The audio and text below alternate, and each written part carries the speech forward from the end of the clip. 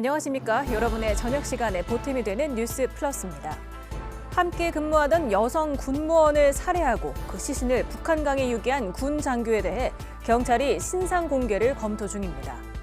서울 강남역 일대에서 무면허 운전을 하다 팔중 추돌 사고를 낸 20대 여성은 조금 전 구속영장 심사를 받았는데요. 잠시 뒤 이슈 플러스에서 짚어보겠습니다. 먼저 오늘의 주요 뉴스부터 정리해드립니다.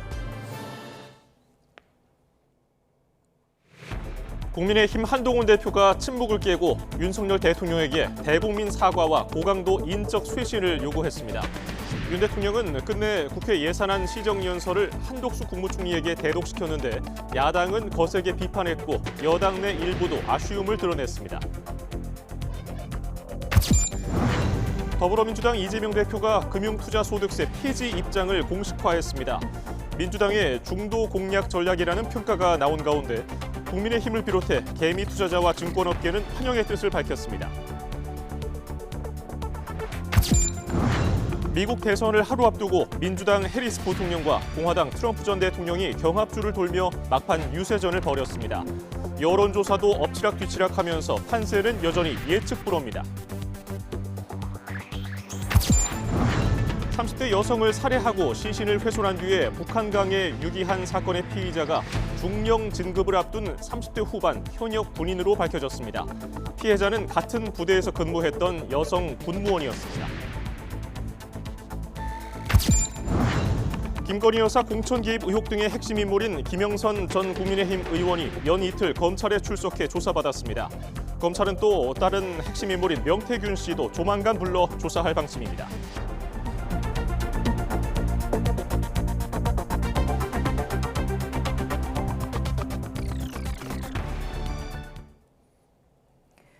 윤 대통령과 명태균 씨의 통화 녹취 공개 이후 침묵을 지켜오던 국민의힘 한동훈 대표가 대통령을 향해 대국민 사과와 함께 인적 개편 등 고강도 쇄신안을 요구했습니다. 야당은 김건희 여사 특검만이 보수 괴멸을 막을 유일한 길이라면서 한 대표의 결단을 촉구했습니다. 손효정 기자입니다. 윤석열 대통령과 명태균 씨의 육성 녹취가 공개된 뒤 공개 발언을 자제해왔던 한동훈 대표가 나흘 만에 침묵을 깼습니다. 집권 여당의 대표로서 무한한 책임감을 느낀다며 윤 대통령을 향해 작심 발언을 쏟아냈습니다. 국민들께서 걱정하시는 부분에 대해서 대통령께서 솔직하고 소상하게 밝히고 사과를 비롯한 필요한 조치를 해야 합니다. 여론을 왜곡하고 대통령을 제대로 보좌하지 못한 참모진을 전면 개편하고 쇄신용 개각도 단행하길 촉구했습니다. 김건희 여사의 대외 활동 즉시 중단과 함께 특별감찰관의 필요성도 거듭 강조했습니다. 그간 물밑에서 당내 중진과 의견을 교환해온 한 대표가 대통령에게 전면적인 국정기조 전환을 요구하며 정면 돌파 의지를 드러낸 겁니다. 다만 지난 주말 장외 집회를 연 야당을 향해선 헌정 중단 선동이라고 날을 세웠는데 대통령을 비판하며 내부 총질만 한다는 당내 부정적인 시각을 잠재우려는 의도로도 풀이됩니다. 범죄 혐의자인 이재명 세상 만들기 위해서 대한민국 헌정을 중단시키겠다는 겁니다. 어떤 이름을 붙인 헌정 중단이든 국민과 함께 국민의 힘이 맡겠습니다. 이에 민주당은 대통령 부부를 둘러싼 의혹을 해소하는 방법은 특별감찰관도 쇄신책도 아닌 김건희 여사 특검뿐이라고 목소리를 높였습니다. 특검을 반드시 관철하겠다며 한 대표도 이젠 특검 협조를 결단해야 한다고 압박했습니다. 김건희 특검은 필연입니다. 진상을 철저하게 밝히고 투명하게 털어내는 것이 그나마 보수 전체의 괴멸을 막는 유일한 길입니다. 한동훈 대표로선 국정 지지율이 10%대까지 떨어지며 여권의 위기감이 커지는 상황을 감안하지 않을 수 없었던 것으로 보입니다. 이번 한 대표의 작심 발언이 향후 당정 관계에 어떤 영향을 미칠지가 최대 관심사로 떠올랐습니다. YTN 손효정입니다. 대통령실이 국정감사 직후 출범할 것으로 관측된 제2부속실 출범이 더 늦어질 것 같다는 전망을 내놨습니다. 대통령실 관계자는 오늘 통화에서 이번 주 안에 제2부속실 설치를 공식화하기는 어려울 것 같다고 밝혔습니다. 이 관계자는 공사 지연 등 물리적 이유 때문이라며 집기류 정리도 마무리되지 않은 상황이라고 덧붙였습니다. 윤석열 대통령이 한덕수 국무총리가 대독한 내년도 정부 예산안 시정연설에서 연금, 의료, 노동, 교육 4대 개혁과 저출생 문제를 해결하겠다는 의지를 강조했습니다. 대통령이 내년도 예산안 시정연설을 직접 하지 않은 건 11년 만입니다. 강민경 기자입니다. 윤석열 대통령이 집권 후 처음으로 내년도 예산안 국회 시정연설에 불참했습니다. 한덕수 국무총리가 대독한 연설문에서 윤 대통령은 지난 2년 반 동안 하루도 마음 편할 날이 없었으나 국가 채무를 관리하고 원전 생태계를 복원한 결과 경제가 성장 도약 단계에 들어섰다고 자평했습니다. 이어 어떤 어려움이 있어도 윤석열 정부의 대표 정책인 4대 개혁을 반드시 완수하겠다고 말했습니다. 연금 개혁, 노동 개혁, 교육 개혁, 의료 개혁의 4대 개혁은 국가의 생존을 위해 당장 하지 않으면 안 되는 절체절명의 과제들입니다. 정부가 4+1 개혁으로 함께 강조하는 인구 위기 극복에도 힘쓰겠다며 인구전략기획부 출범을 위해 국회에 정부조직법 처리도 요청했습니다. 내년도 예산은 올해보다 3.2% 증가한 677조 4천억 원 규모로 건전 재정 흐름을 이어가겠다는 입장을 분명히 했습니다. 정부의 건전 재정은 단순히 허리띠를 졸라 매자는 뜻이 아닙니다. 느슨했던 부분, 불필요한 낭비는 과감히 줄이고. 현직 대통령의 예산안 시정연설은 1988년 노태우 전 대통령 때가 첫 사례였으며 이후 김영삼, 김대중 정부 때는 없다가 2013년 박근혜 대통령부터 매년 시정연설을 해왔습니다. 이번 윤 대통령의 시정연설 불참은 11년 만의 일로 김여사 특검법과 명태균 통화 녹취 공개 등에 따른 여야 대치 상황을 고려한 걸로 보입니다. 한편 윤 대통령은 참모진 회의와 총리 주례 회동에선 연내의 정책 성과를 낼 수 있도록 국정 동력의 속도를 높여달라고 주문했습니다. 야당의 파상 공세 등 외부 변수에 흔들리지 않고 정책에 집중하겠다는 의지를 드러낸 겁니다. 대통령실은 임기 반환점 행사도 민감한 현안 언급을 피하는 대신 정책과 외교안보 성과를 홍보하는 쪽으로 준비하고 있습니다. 하지만 여권 내에서도 쇄신 요구가 본격화하는 만큼 정책만으로는 위기를 돌파하기 쉽지 않아 보입니다. YTN 강민경입니다. 윤석열 대통령의 국회 예산안 시정연설 불참에 정치권에서는 아쉽다는 반응이 이어졌습니다. 더불어민주당은 대놓고 국회를 무시한 처사라고 날을 세웠고 국민의힘 내부에서도 긍정적인 평가가 많지는 않았습니다. 임성재 기자입니다. 11년 만에 대통령 시정연설 불참 소식에 국민의힘은 설레가 없는 일은 아니라며 일단은 엄호에 나섰습니다. 특히 야당이 대통령을 끌어내리겠다고 거리로까지 나선 마당에 윤석열 대통령이 국회로 나온다 한들 무슨 의미가 있겠느냐며 책임을 돌렸습니다. 그분들이 오늘 추석하는데 나와서 시정연설하면서 예산안이 통과될 수 있도록 도와주세요라고 얘기한다는 게 이게 적절한가라는 생각도 저는 솔직히 합니다. 총리 대독 시정연설 뒤로는 대체로 말을 아끼는 분위기가 감지됐는데 여당 일부에선 각종 논란이 불편하고 야당의 조롱과 야유가 걱정돼도 대통령이 직접 나라 살림 계획을 밝혔어야 한다는 쓴소리도 공개 표출됐습니다. 앞서 용산 대통령실에 윤 대통령의 참석 필요성을 전달한 한동훈 대표도 기존 입장을 재확인하며 이 같은 기류에 힘을 실었습니다. 대통령께서 시정연설 불참 말씀이고요. 어떻게 보세요? 아쉽다고 생각합니다. 민주당은 윤 대통령이 여당 대표의 요청마저 거부하고 끝내 시정연설에 참석하지 않은 건 국회를 무시한 처사라고 맹비난했습니다. 22대 국회 내내 거부권 남발로 국회와 야당을 무시하더니 이젠 국민을 상대로 싸우겠다고 나선 것이냐고 따져 물었습니다. 오만과 불통, 무책임만 있는 불통령입니다. 민주공화국 대통령 자격이 없습니다. 장님무사는 이제 그 칼을 내려놓으십시오. 고집을 꺾지 않고 오기만 부린다면 국정 붕괴가 시작될 거란 가시돋친 말도 터져나왔습니다. 우원식 국회의장 역시 윤 대통령 대신 시정연설에 나선 한덕수 국무총리를 연단에 부르기 전 불편한 심기를 여과 없이 드러냈습니다. 불가피한 사유 없이 대통령 시정연설을 마다하는 것은 온당치 않습니다.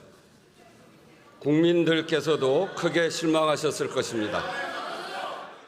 윤 대통령의 시정연설 불참과 이에 따른 반발로 11월 예산 정국이 시작부터 얼어붙고 있다는 분석이 나옵니다. 특히 야당이 이번 달을 김 여사 특검의 달로 규정한 만큼 본격 예산 심사를 앞두고 어느 때보다 긴장감이 높아지고 있습니다. YTN 임성재입니다. 더불어민주당 이재명 대표가 금융투자소득세 시행을 2달 앞두고 정부 여당의 세제 폐지 요구를 수용하기로 결정했습니다. 국민의힘 한동훈 대표는 즉각 환영한다며 이참에 여야 의정 협의체에도 빨리 들어오라고 손짓했지만 민주당은 전공의를 설득할 명분이 있느냐며 부정적으로 반응했습니다. 나혜인 기자입니다. 이재명 대표가 금융투자소득세 폐지에 동의한 이유는 결국 현재 국내 주식시장 상황이 어렵다는 진단이었습니다. 소득 있는 곳에 세금 있다는 원칙과 가치를 따르면 예정대로 시행하는 게 맞지만 투자자들의 반대를 외면할 수 없다며 현실론을 택한 겁니다. 당내 난상토론과 의원총회를 거쳐 당론 결정 권한을 위임받은 지 한 달 만입니다. 유예를 하거나 또는 개선 시행을 하겠다고 하면 끊임없이 정쟁의 대상이 될 것 같습니다. 불가피하게 정부 여당의 이 정책에 동의한다는 말씀을 드리고 10분 가까이 이런 결정을 한 배경을 설명한 이 대표는 한편으론 정부의 잘못된 정책이 국내 증시 위기를 자초했다고 날을 세웠습니다. 주가 조작을 해도 처벌받지 않는 불공정과 한반도를 둘러싼 군사적 긴장이 시장의 신뢰를 무너뜨렸다며 주주 권리를 확대하는 상법 개정과 증시 선진화 정책에 힘쓰겠다고 강조했습니다. 이 원칙과 가치를 저버렸다고 하는 우리 개혁 진보 진영의 비난, 비판 저희가 아프게 받아들이고 국민의힘은 곧바로 환영의 뜻을 밝혔습니다. 한동훈 대표는 오랜만에 정치가 작동했다고 자평하며 일부 의사단체가 참여 의사를 밝힌 여야 의정 협의체 동참을 거듭 촉구했습니다. 전공의까지 다 함께 시작하면 좋겠지만 의료 수요가 폭증할 겨울을 앞두고 더는 미룰 수 없다며 오는 11일을 출범 시한으로 못 박았습니다. 민주당이 참여에 처음과 달리 전제 조건을 강조하면서 계속 불참 입장을 고수한다면 여의정만이라도 우선 출발하고자 합니다. 하지만 민주당은 내년도 의대 증원 백지화를 요구하는 전공의들의 참여 여건을 먼저 마련해야 한다며 물러서지 않았습니다. 한동훈 대표는 그걸 풀기 위해서 어떤 입장을 밝혔습니까? 그러니까 지금의 의료계에 요구하는 데에 대한 입장을 내놨습니까? 아니면 뭘 내놨습니까? 이재명 대표의 결정으로 4년 전 여야가 합의해 추진한 금투세는 조만간 소득세법 개정 절차를 거쳐 폐기 수순을 밟게 됐습니다. 당의 전통적 노선보다는 여론을 우선한 셈인데 어떤 평가를 받게 될지 주목됩니다. YTN 나인입니다. 공천 개입 의혹의 핵심 인물 김영선 전 국민의힘 의원이 피의자 신분으로 연 이틀 검찰 소환 조사를 받으면서 대가성 공천 의혹을 거듭 부인했습니다. 검찰은 조만간 의혹의 핵심 당사자인 명태균 씨도 불러 조사할 것으로 보입니다. 이명준 기자가 보도합니다. 어제 12시간의 강도 높은 검찰 조사를 마치고 연이틀 검찰 조사에 나선 김영선 전 의원. 정치자금법 위반 혐의는 회계 책임자였던 강혜경 씨에게 책임이 있다며 혐의를 거듭 부인했습니다. 강혜경 씨가 회계 직원이기 때문에 정치자금의 입출금에 관해서는 그 사람이 정권이 있어요. 김 전 의원은 어제 검찰 조사를 마치고 강혜경 씨를 통해 명태균 씨에게 간 돈은 6천만 원이라고 확인했습니다. 그러면 명태균 씨한테 정확하게 간 금액은 얼마인지는? 6천만 원. 6천만 원이죠. 네. 지난 2022년 보궐선거 이후 명태균 씨에게 건너간 돈인데 공천의 대가가 아니냐는 의심을 일축했습니다. 6천만 원은 빌린 돈을 갚은 것이라며 대가성 공천 의혹에 반박한 겁니다. 강혜경 씨는 이제 어쨌든 그 9천만 원을 가져가서 4명한테 나눠주고 제가 평소에 현금으로 받은 건 현금으로 갚고 통장으로 받은 건 통장으로 갚으라고 해서 그게 이제 정인과 증거가 있어요. 하지만 검찰은 김 전 의원이 명 씨에게 공천을 부탁하고 그 대가로 받은 돈으로 의심하고 조사하고 있습니다. 앞서 회계 책임자였던 강혜경 씨는 국정감사에서 지난 대선 당시 명 씨가 윤석열 후보에게 여론조사를 해준 대가로 김 전 의원의 공천을 받아왔다고 주장했습니다. 김 전 의원을 연이틀 조사한 만큼 의혹의 핵심인 명태균 씨의 소환이 임박했다는 관측이 나오는 상황. 김영선 전 의원과 강혜경 씨의 진술이 엇갈리는 상황에서 검찰은 명 씨를 상대로 대가성 공천 여부를 집중적으로 캐물을 것으로 보입니다. YTN 명준입니다. 검찰의 명태균 씨 소환이 임박했다는 관측 속에 김봉식 서울경찰청장도 명태균 씨에 대해 필요하면 소환해 조사할 것이라고 밝혔습니다. 김 청장은 명 씨에 대한 고발 사건 수사는 절차에 따라 진행하고 있다면서도 아직 고발인 조사는 하지 않았다며 이같이 말했습니다. 김봉식 청장은 또 문재인 전 대통령의 딸 다혜 씨를 불법 숙박업을 운영한 혐의로 입건해 조사하고 있다고 밝혔습니다. 김 청장은 문 씨 숙소를 이용했던 일부 투숙자로부터 실제 숙박했다는 진술을 확보하는 등 사실관계를 확인하고 있다고 설명했습니다. 문재인 전 대통령 뇌물수수 의혹을 수사 중인 검찰이 딸 다혜 씨에게 참고인 조사를 받으라고 3번째로 통보했습니다. 전주지검 형사 3부는 다혜 씨에게 오는 7일이나 8일 참고인 신분으로 검찰에 출석해 조사받으라고 통보했다고 밝혔습니다. 다혜 씨는 앞선 2번의 조사 요구에 대해 참고인 신분이므로 출석하지 않겠다는 의사를 검찰에 전달했습니다. 이번 주는 절기 입동을 앞두고 초겨울 같은 추위가 찾아옵니다. 밤사이 찬 공기가 남하하면서 기온이 10도 이상 뚝 떨어지겠고 내일 아침 출근길 체감 온도가 영하권에 머무는 곳도 있겠습니다. 정혜은 기자의 보도입니다. 찬바람이 점차 강해지고 있습니다. 북서쪽에서 차고 건조한 대륙 고기압이 확장하고 있기 때문인데 밤사이에는 중부 내륙을 중심으로 기온이 10도 이상 떨어지는 곳이 많겠습니다.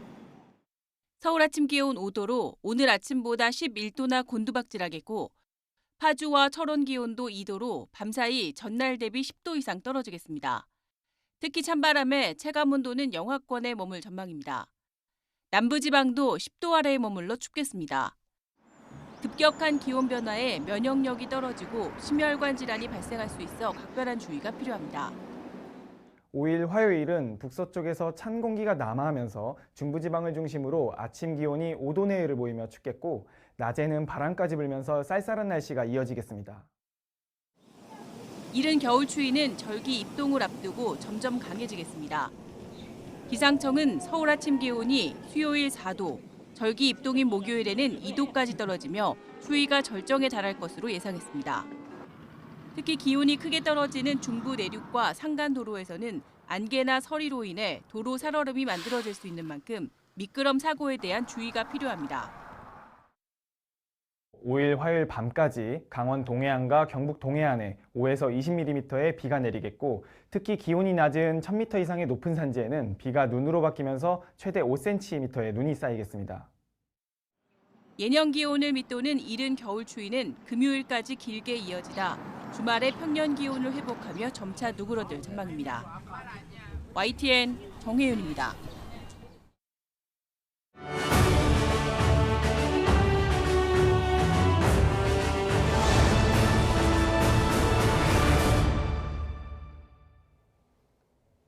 미국 대선이 내일로 다가온 가운데 해리스 부통령이 경합주 7곳 가운데 4곳을 가져갈 수 있다는 여론조사 결과가 나왔습니다.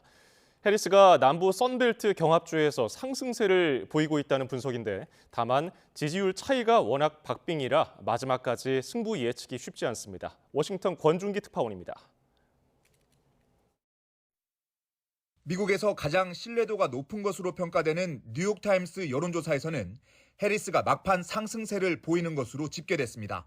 7개 경합주 가운데 위스콘신 등 4곳에서 우위를 보였고 펜실베이니아와 미시간에서는 트럼프와 동률을 기록했습니다.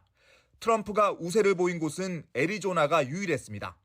뉴욕타임스는 특히 전통적으로 공화당이 강한 노스캐롤라이나와 조지아에서 해리스의 상승 기세를 주목했습니다.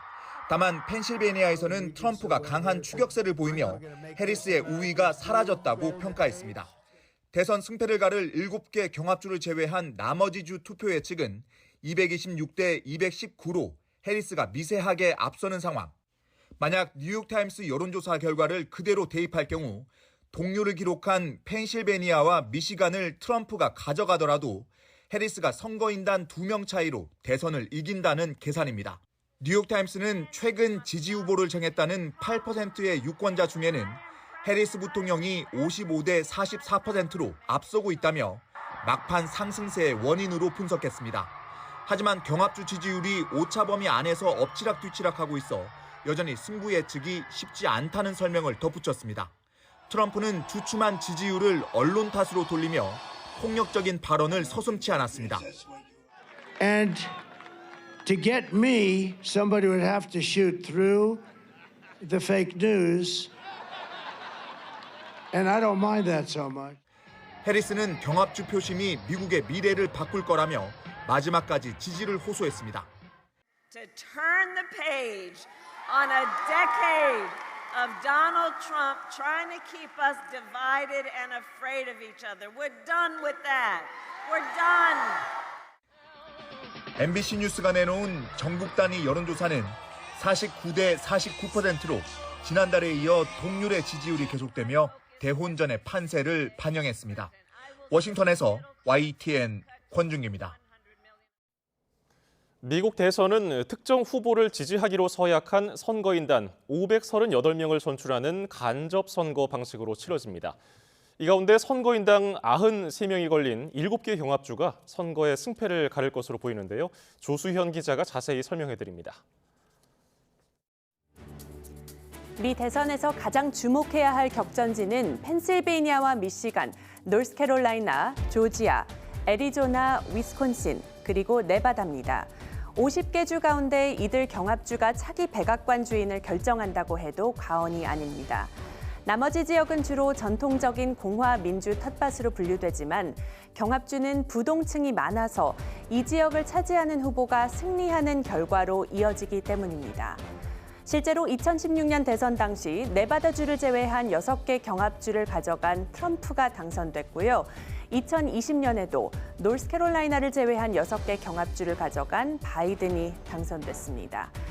경합주는 크게 선벨트와 러스트벨트로 나뉘는데요. 조지아, 노스캐롤라이나, 애리조나, 네바다 등 남부 4개 주가 선벨트, 그리고 러스트벨트는 펜실베이니아와 미시간, 위스콘신을 묶은 쇠락한 공업지대를 일컫습니다. 러스트벨트에만 44명의 선거인단이 걸려 있는데 이 지역을 확보하는 후보의 승리 가능성이 유력한 것으로 분석돼 최대 격전지로 꼽힙니다. We must seize this opportunity to end this war and bring the hostages home. And I will do everything in my power to meet that end. I will promise you we're going to end inflation very quickly. We're going to get those prices down too. And I'll stop the invasion of criminals pouring into our country. 러스트벨트의 정치 지형은 민주당 우세로 볼 수 있지만 대선에서는 스윙 성향이 강한 게 특징입니다. 제조업 비중이 높고 노조의 영향력이 강해서 민주당에 유리한 조건임에도 더딘 지역 경제 성장과 실업률 악화로 유권자들의 불만이 높은 상황이라 노동자 표심이 중요합니다. 여기에 상대적으로 높은 미시간주의 무슬림 인구 비중을 비롯해 경합주의 유색인종 표심도 변수가 될 것으로 보입니다. YTN 조수연입니다. 이번 미국 대선에서는 현직 대통령의 후보 사퇴부터 후보를 상대로 한 암살 시도가 잇따르는 등 전대미문의 사건이 잇따랐습니다. 전례 없는 초박빙 레이스를 뒤흔든 결정적인 순간들을 홍주혜 기자가 정리했습니다. 역대 최고령 후보끼리 맞붙었던 올해 미국 대선은 한때 차악, 덜 나쁜 후보를 고르는 선거라는 오명이 붙었습니다. 그러다 6월 말 바이든 현 대통령과 트럼프 전 대통령의 TV 토론이 가져온 후폭풍은 컸습니다. With the COVID, with dealing with everything we have to do with, look, if we finally beat Medicare. 멍한 표정에 쉰 목소리, 엉뚱한 답변까지 바이든 대통령의 고령 리스크는 한층 두드러졌고 후보 사퇴 여론이 고개를 들었습니다. 다음 달 트럼프 전 대통령이 야외 유세에서 총에 맞는 사건까지 발생하며 승부의 균형추는 완전히 기우는 듯했습니다. 피격 직후 주먹을 불끈 쥐며 일어선 트럼프 전 대통령의 모습이 유권자들의 뇌리에 남은 가운데 공화당 전당대회는 대관식을 방불케 했습니다. If I had not moved my head at that very last instant, the assassin's bullet would have perfectly hit its mark, and I would not be here tonight. 결국 바이든 대통령은 재선 도전 포기를 전격 선언하고 러닝메이트 해리스 부통령에게 힘을 실어줬습니다. 그러자 새로 민주당 후보가 된 해리스 부통령에게 선거 자금이 몰리는 등 분위기는 일순간에 역전됐습니다. I was an elected attorney general and an elected district attorney. And before that, I was a courtroom prosecutor. So hear me when I say, I know Donald Trump's type. 두 후보가 처음이자 마지막으로 만난 9월 TV 토론. 트럼프 전 대통령을 상대로 이리저리 미끼를 던진 끝에 이민자가 개를 잡아먹는다는 근거 없는 발언까지 끌어낸 해리스 부통령이 판정승했다는 평가가 나왔습니다. 그러나 지지율에 결정적인 영향을 주진 못했고 둘은 막판까지 예측 불허의 초박빙 대결을 이어가고 있습니다. YTN 홍주혜입니다. 이번 미국 대선으로 미국인의 70% 가까이가 스트레스를 느끼고 있다고 AFP 통신이 보도했습니다. 통신에 따르면 지난달 결과가 발표된 미국 심리학회 조사에서 미국 성인의 69%가 대통령 선거로 상당한 스트레스를 느끼고 있다고 답했습니다. 이는 2020년에 68%를 웃돌며 2016년에 52%보다 훨씬 높습니다. 미국 심리학회는 미국인들이 정치에 대해 갈수록 큰 스트레스를 느끼고 있다고 밝혔습니다. 올해 미국 대선은 막판까지 양당 후보가 초박빙 대결 양상을 보인 데다 사전 투표자가 많아서 승리 선언이 나오기까지 며칠이 소요될 수 있다는 관측이 나왔습니다. 플로리다 대학교 선거연구소 집계에 따르면 현지 시간 3일 오전 6시 기준 미국 사전 투표자는 7,500만 명을 넘어섰습니다. 사전 대면 투표 기한이 남은 데다 아직 투표장에 도착하지 않은 우편 투표가 있는 점을 고려하면 사전 투표 통계치는 더 늘어날 전망입니다. 지난 주말 강원도 화천 북한강에서 30대 여성 시신이 훼손된 채 발견됐습니다. 하루 만에 범인이 잡혔는데요. 중령 진급이 예정된 현직 장교였고 피해 여성은 같은 부대 군무원이었습니다. 지환 기자의 보도입니다. 토요일인 지난 2일 강원도 화천 북한강에서 잔혹하게 훼손된 시신이 발견됐습니다. 범인은 조만간 중령 진급이 예정된 국방부 산하부대 육군 장교 30대 후반 A씨. 범행 이유를 물었지만 아무 답이 없었습니다. 혐의 혹시 인정하시나요? 피해자랑 관계가 어떻게 되나요? 유족한테 하실 말씀 있으세요? 피해자한테 하고 싶은 말 없습니까? 피해자 유족한테는 연락하셨나요 혹시? 범행하고 나서 근처 출근했나요? 경찰은 시신 발견 하루 만에 서울 주거지 인근을 배회하던 A씨를 긴급 체포했습니다. 피해자 시신에서 지문과 DNA를 확보하고 휴대전화 추적을 통해 A씨를 빠르게 쫓았습니다. 피해자 신원을 정확히는 아니지만 어느 정도까지는 이제 파악이 된 상태에서 용의자를 선정을 했고 범행을 자백을 받았습니다. 조사 결과 숨진 33살 B씨는 A씨와 같은 부대에 근무하던 임기제 군무원이었습니다. 범행 시기는 A씨의 정근과 B씨의 임기 만료가 예정됐던 지난달 25일 금요일 군부대 내 차량 안에서 말다툼을 벌이다 갑자기 A씨가 B씨 목을 졸라 살해했습니다. 그리고는 차 안에 시신을 숨겨뒀다가 그날 밤 부대 인근 철거가 예정된 공사장에서 미리 준비한 흉기로 시신을 훼손했습니다. 이후 과거 자신이 근무했던 강원도 화천 북한강에 이동해 시신을 유기했습니다. 훼손한 시신을 유기하며 하천 주변에 있던 돌도 비닐봉지에 함께 넣었습니다. 개정된 군형법에 따라 범행 동기와 계획범죄 여부 등 앞으로 수사는 민간경찰 군인범죄수사팀에서 맡을 예정. 경찰은 살인과 사체 손괴, 사체 은닉 혐의로 A씨에 대한 구속영장을 신청할 계획입니다. A씨는 범행을 모두 스스로 자백한 상태입니다. 경찰은 A씨의 신상 정보 공개 여부를 검토하기 위해 공개심의위원회를 열 계획입니다.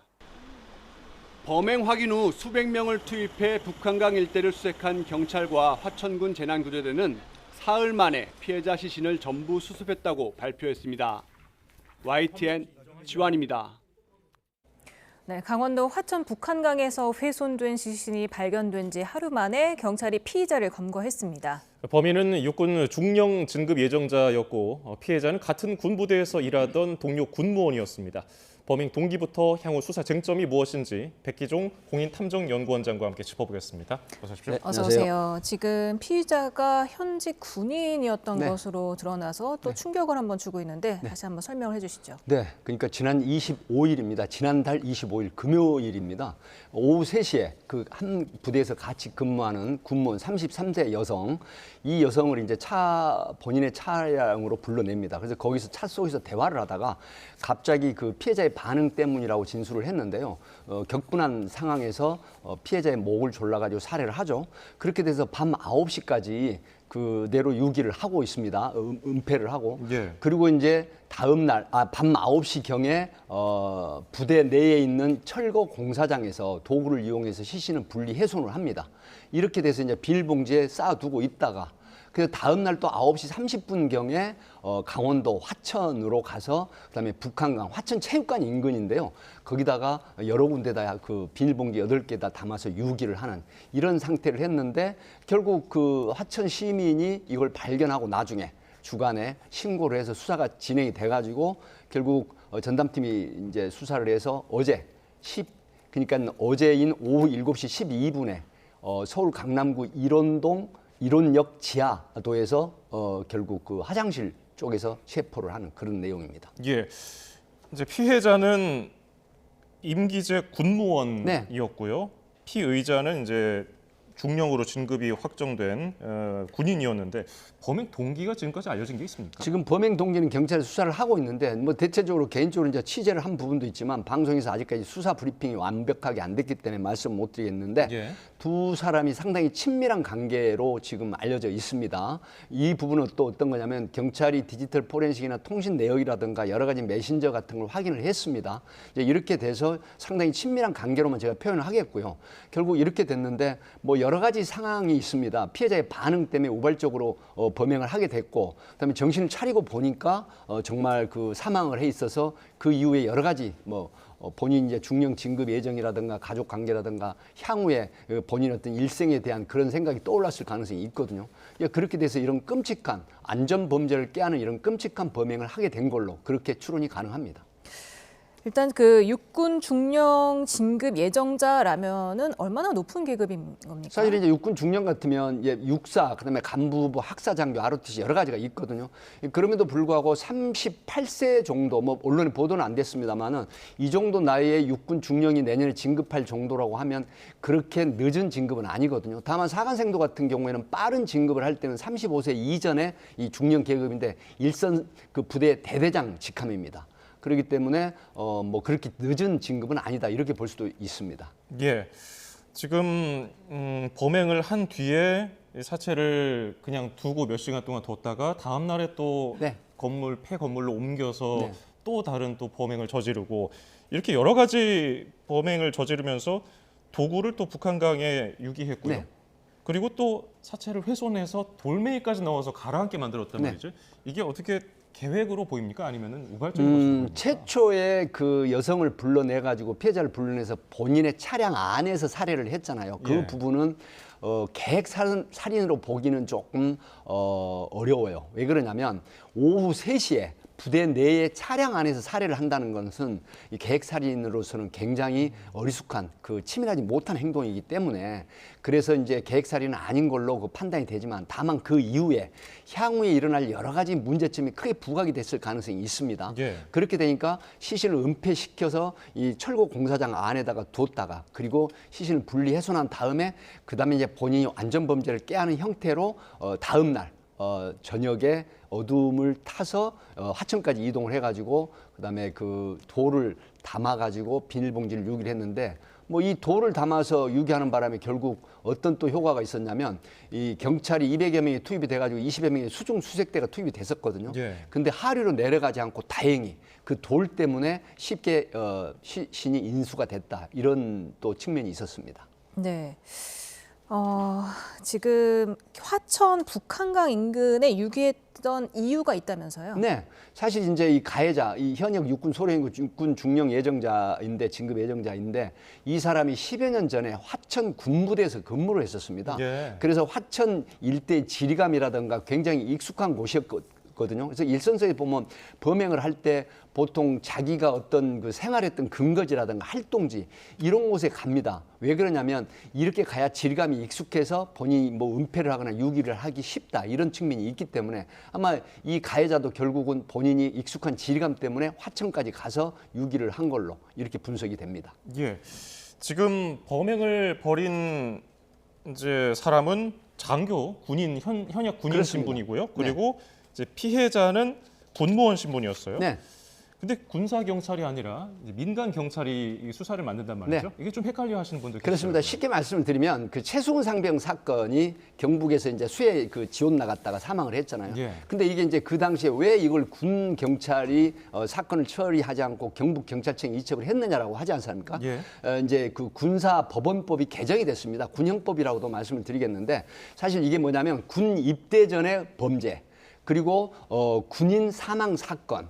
그다음에 군 내의 그 성범죄 사건 이것은 모두 이 개정의 그 원칙, 그 업무 조정에 의해서 그다음에 일반 경찰이 취급하게 돼 있습니다. 예. 지금 경찰이 그 피의자의 신상 공개를 검토를 하고 네. 있는데 어떻게 보십니까? 공개될까요? 저는 많은 경험칙으로 보면 이제 특정 강력범죄 처벌에 관한 법률에 보면 그 국민의 알 권리, 그다음에 잔혹한 범죄이면서 명백한 범죄 사실이라든가 그다음에 범죄 예방이라든가 재발 방지 측면에서 규정이 그렇게 돼 있거든요. 그래서 이제 심의위원회, 그 신상공개 심의위원회를 열어서 공개를 하게 돼 있는데 저는 제가 무슨 육군 발전 자문위원이라 그 편을 드는 게 아니라 지금 이런 부분이 있습니다. 군 그 장교라는 특수한 분야, 우리나라가 안보적으로 이제 이런 문제도 있거든요. 그리고 이 공개를 했을 때 지금 피해자의 인권이라든가 피해자 가족이 노출되는 등 이런 부분들이 있기 때문에 더구나 또 군부대 내에서 일어난 범죄 이런 걸로 봐서 과연 심의위원들이 이게 공개하는 게 합당하다라고 하기보다는 이 비공개를 하는 게 더 원칙이 아닐까라는 이런 어떤 의견에 더 무게를 두지 않을까 싶은 조심스러운 분석이 있습니다. 예. 지금 경찰이 피의자에 대해서 구속영장 신청 계획을 가지고 네. 있는데 구체적으로 어떤 혐의들이 적용될까요? 지금 첫 번째는 살인, 그 사형 무기, 그다음에 5년 이상 유기 징역이고요. 두 번째 사체 유기, 사체 손괴는 7년 이하 징역에 처하는 이런 법이 그 규정이 돼 있는데 예. 우리나라는 경합범이라고 하더라도 가장 중한 죄 기준으로 해서 처벌합니다. 다만 살인 이후에 사체 손괴나 유기를 했다면 가중적인 요소가 되기 때문에 아마 그 상당히 중한 처벌로 가중 처벌될 가능성이 높다 이렇게 봅니다. 살인 그리고 사체 손괴 그리고 사체 사체 유기. 은닉 혐의 그렇게 네. 해서 구속영장을 신청할 네. 텐데 이 혐의들이 다 인정이 되면은 최대 몇 년까지? 그 대법원 양형위원회 그 규정이 있습니다. 근데 일반 살인 같은 경우에는 감경 요소가 없다고 하더라도 8년형 내외가 있고 그다음에 가중 요소가 있다라고 하면 15년 이상의 형이 처해지기 때문에 제가 지금 여러 가지 경험칙상으로 분석을 해보면 이 사안 같은 경우는 적어도 무기징역형이 가능하다 이렇게 볼 수가 있겠습니다. 예. 네. 지금 이 현역 장교인 피의자가 범행을 저지르고 나서 그 범행 도구들도 버리고 네. 그렇게 되면은 증거 확보를 경찰이 해야 될 텐데 포렌식이라든지 휴대폰 어떤 수사가 이루어질 것인지 이미 지금 경찰이 그 블랙박스 CCTV 그다음에 이제 그 휴대폰 포렌식 피해자 가해자 건 모두 다 지금 하고 있는 상황인 것도 이미 종결된 것도 있고 그다음에 이제 여러 가지 형태죠. 주변에 여러 가지 그 부대라든가 그다음에 통과를 한 장소 CCTV라든가 이런 부분을 다 하는데 가장 중요한 것은 피해자를 왜 살해했느냐는 동기거든요. 그리고 그 이후에 완전 범죄를 깨하는 이런 치밀한 이 사후 범행을 왜 했을까라고 하는 부분인데 아마 첫 번째는 그 피해자 디지털 포렌식이라든가 가해자의 그 디지털 포렌식 휴대폰 하게 되면은 서로 주고받은 메신저에서 어떤 범죄 혐의점을 찾을 수가 있고 그다음에 어떤 채권 채무 관계라든가 뭐 예를 들어서 뭐 연인 관계일 가능성이 있다라거나 아니면 부대 내에 어떤 다른 업무적인 문제로 갈등이 있었다라거나 이런 부분은 이제 수사가 완전히 종결돼야 브리핑을 하겠지만은 뭐 유추를 해보면 상당히 친밀한 관계 쪽에 무게를 두고 있기 때문에 아마 제가 개인적으로 조심스럽지만 이 친밀한 관계라고 하는 정도 말씀을 드리고 그 이상은 제가 말씀을 안 드리겠지만 어찌됐든 그런 부분에 그 범죄로 보인다 이렇게 봅니다. 그 피의자가 피해자인 척, 살아있는 척, 휴가계도 문자로 내고 뭐 지인들에게 문자도 하고 뭐 휴대전화 켰다가 껐다가 이런 시도도 했었는데 또 오히려 또 잡혔을 때는 뭐 저항 없이 순순히 체포에 응하고 또 혐의는 시인했어요. 네. 그러니까 어제 이제 그 서울 강남구 1호 지하철역 그 지하도 화장실 앞에서 체포가 됐거든요. 본인 체포 당시 취재를 해보면 굉장히 순순히 하고 범행 사실을 추궁하니까 제가 했습니다라고 했다 이렇게 지금 돼 있고 아마 주거지 인근이고 이제 평상시복을 입었었는데 본인이 범행 후에 아마 굉장히 패닉 상태에 빠지지 않았을까 하는 분석이 있거든요. 그렇기 때문에 더 이상 체포된 상태에서 부인을 할 필요도 없고 아마 자포자기 상태에서 본인이 범죄 사실을 시인하면서 수사에 협조하고 다만 피의자 신문 조서를 받을 때 본인이 계획살인은 아니었다. 우발적인 살인 그리고 피해자의 반응 때문에 우발 살인을 했지만 정신을 차리고 보니까 정말 너무 큰일을 저질렀구나 싶어서 완전 범죄를 깨하는 이런 형태로 분석이 됩니다. 알겠습니다. 다음 주제도 살펴보겠습니다. 숨진 아버지의 시신을 1년 넘도록 냉동고, 집안 냉동고에 숨겨둔 아들이 경찰에 자수를 했습니다. 이건 또 어떤 사건이었습니까? 사실은 40대 아들이 작년 9월에 본인이 이제 그 집을 방문했는데 70대 아버지가 사망해 있었다라고 이제 이렇게 얘기를 하고 있었는데 이제 경찰이 자수한 이후에 보니까 11월 달에도 이 대형 비닐을 구매를 한 게 이제 드러났거든요. 근데 아들은 그 당시에 범행 당시의 시점에서 아버지 시신을 보고 이 냉동고 속에 보관했다. 이제 이렇게 지금 진술을 하고 있거든요. 근데 그 이후에 경찰이 이제 여러 가지 방향으로 수사를 해보니까 이 바로 새어머니죠. 아들한테는 새어머니고 이 돌아가신 아버지의 이 재혼한 부인과 이혼 소송 및 재산 분할 청구 소송이 있었습니다. 그런데 그 돌아가신 아버지의 재산이 아마 7, 80억인가 상당히 수십억 상당의 거금이 가는 재산이 있었기 때문에 이 부분에 대한 이혼 소송을 하면서 아버지가 사망을 하게 되면은 바로 그 상속권이 기속이 되거든요. 그 새어머니한테 그런 부분이 있기 때문에 경찰은 그런 부분을 의심을 하고 있고 그래서 시신 사망을 숨기고 시신을 은닉한 상태에서 이혼 소송을 대리로 한 게 아닌가 이렇게 의심을 하고 있는 겁니다. 그 아버지가 지난 2022년 7월에 배우자이자 그 의붓 어머니를 상대로 이혼 및 재산 분할 소송을 냈던데 그 이후에 계속해서 소송이 됐었고 지난해 9월에 이미 돌아가셨다고 했지만 이게 사실은 그 사람의 주장일 뿐이지 아들의 주장일 뿐이지 지난해 9월에 돌아가셨는지는 아직 확인이 안 된 부분이잖아요. 지금 이제 경찰의 조사를 보면은 그 신용카드라든가 여러 가지 수사를 하게 되지 않습니까? 그런데 이 11월 달에 그 대형 용량의 비닐봉투를 구매를 한 게 있는데 이 용처가 바로 이제 아버지 시신을 은폐를 할 목적으로 구입한 게 아닌가 지금 이렇게 보고 있거든요. 그렇기 때문에 지금 사망 시점은 사실 국립과학수사연구원에 부검을 의뢰를 한 상태인데 뭐 약물 복용이라든가 아니면 자창이라든가 어떤 흉기나 외력에 의한 사망인지 이런 부분들은 국가수에서 지금 1년여 정도라고 하더라도 규명이 가능하거든요. 하기 때문에 이런 국가수의 해신을 보면은 아들의 범행일 가능성이 있는지 아니면 자연사로 병사를 한 건지 이런 규명이 되기 때문에 여기에 대한 중요한 회신이 바로 그 눈여겨볼 대목이죠. 지금 앞서 말씀하신 대로라면은 재산 분할 소송에서 아들이 좀 더 돈을 많이 상속받기 위해서 아버지가 살아있는 것처럼 꾸몄다는 거 아닙니까? 가능성이 있습니다. 의붓 어머니에게도 연락을 주고받으면서 네네. 아버지가 마치 지금 살아 있는 그렇죠. 것처럼 그렇게 꾸몄다고 하는데 이혼 소송이 어떻게 가능했을까요? 목적이 이제 그 분명합니다. 재산을 덜 뺏기겠다는 거죠. 소위 말하면은 그 일신 전속권이라는 게 있습니다. 예. 법에 보면 사람이 살아 있을 때 일신 전속권이라는 게 뭐냐면 그 사람의 마음대로 결정을 하기 위한 소송이거든요.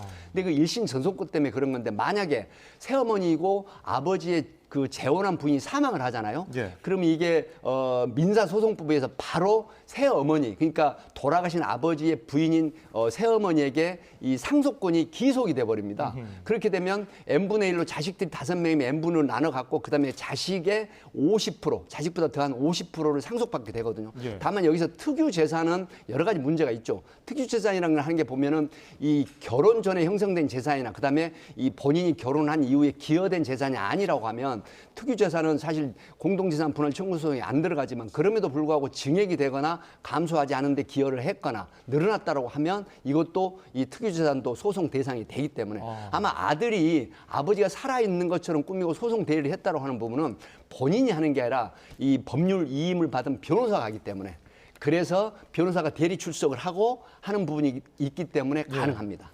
지금 일단은 이혼 소송은 지난 4월에 대법원에서 판결이 확정이 됐습니다. 네. 이제 아버지가 돌아가신 이후 네네. 시점인데 이게 드러남으로 인해서 이혼의 결과가 바뀔 수가 있습니까? 사실 이혼의 결과는 바뀌진 않습니다. 왜 그러냐면 뭐 일신 전속권이라든가 뭐 여러 가지 얘기가 있지만 소송 중에 배우자가 사망을 하면 배우자가 그 이혼 소송은 중단이 된 상태에서 이 상속권이라든가 모든 권리가 귀속이 되지 않습니까? 그렇기 때문에 지금 이 부분이 대법원에서 기판력이 이루어지는 게 있다고 하더라도 큰 어떤 변화는 없을 걸로 보입니다. 예, 지금 국과수에서 뭐 타살 혐의가 있는지 정밀 검사를 계속 할 텐데 어쨌든 경찰은 이 아들에 대해서 불구속 입건했어요? 네, 이제 그 사체 은닉 행위로 이제 불구속을 하고 그다음에 국립과학수사연구원의 해신이 와서 결과가 타살의 혐의가 있다라고 하게 되면 그때 다시 살인에 의한 그러니까 이거는 이제 일반 살인이 아니고 저겁니다. 그 비속 살인 그다음에 그 살인 다른 죄가 있죠. 그래서 이제 이런 부분에 수사를 해서 거기에 따른 수사를 더 추가로 해가지고 범죄 혐의가 드러난다고 하면 여기에 대한 다른 혐의를 적용할 수가 있겠죠.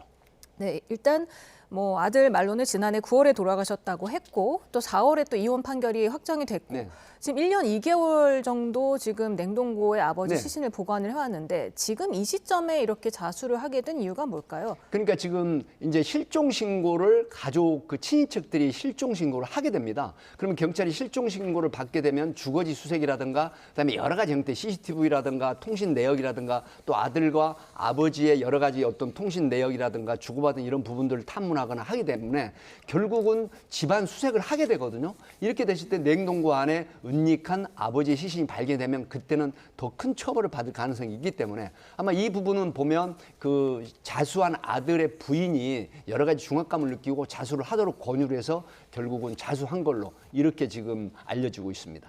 예, 알겠습니다. 다음 마지막 주제 살펴보겠습니다.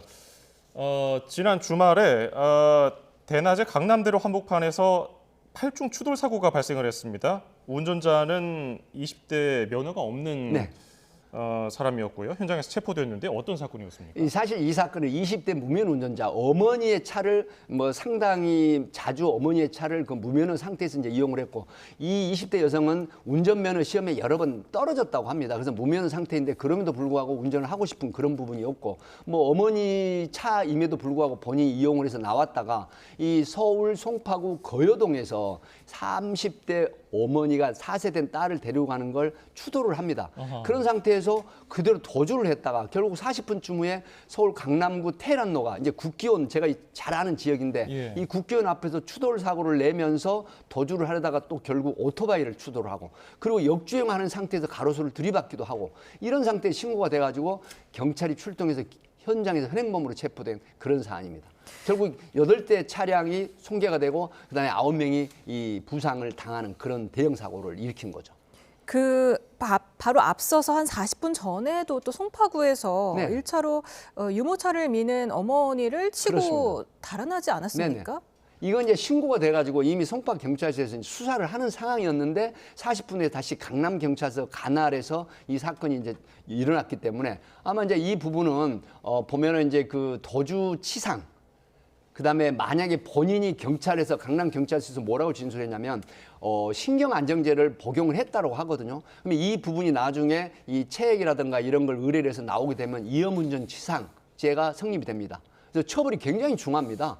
이 교통사고 처리 특례법에 이 교통사고가 났음에도 불구하고 피해자를 구하지 아니하고 도주를 하면 1년 이상 유기징역. 다만 또 위험운전 치사상이라 해서 특가법에 약물이나 음주운전 상태에서 이 사람을 상해하거나 사망케 하면은 1년 이상 15년 이하의 징역형이 처해지는 굉장히 중한 처벌을 받을 수 있죠. 예, 지금 알려진 바대로라면은 김 씨의 어머니가 택시를 가라고 했는데 또 차를 몰고 나갔는데 면허를 취득한 적이 없더군요. 네. 예. 그러니까 면허가 취소된 것도 아니고 아닙니다. 아예 면허를 딴 적이 없어요. 지금 경찰 조사에 의하면은 면허를 취득하려고 했는데 몇 번 그 시험에 떨어진 걸로 이렇게 지금 알려지고 있거든요. 그렇기 때문에 본인은 운전을 하고 싶은 상태에서 어머니 소유의 차량을 끌고 본인이 가고자 하는 목적지라든가 만나고자 하는 사람을 만나기 위해서 이전에도 아마 자주 어머니 차를 몰래 이용을 했다 이렇게 나오고 있거든요. 하기 때문에 결국 운전은 아마 연수를 받았거나 아니면 본인이 스스로 연수를 통해서 운전을 배웠는지 모르겠지만 이런 상태가 일어났는데 더군다나 신경안정제를 과다 복용을 했다라고 하면 과다 복용 상태로 보이거든요. 저런 정도면.